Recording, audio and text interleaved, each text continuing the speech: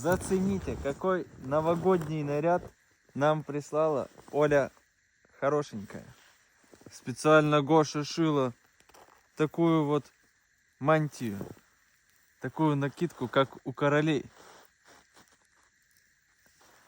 Чтобы поздравить вас всех с наступающим Новым годом. А еще же у Гоши есть вот такая вот шапка. О, какая красивая. Всех с наступающим Новым годом. Желаем вам хорошего настроения, отлично встретить новый 2026 год. Спасибо, что остаетесь с нами. И желаем вам всего-всего самого наилучшего. От Гоши и от меня большой вам привет. И с наилучшими пожеланиями от нас.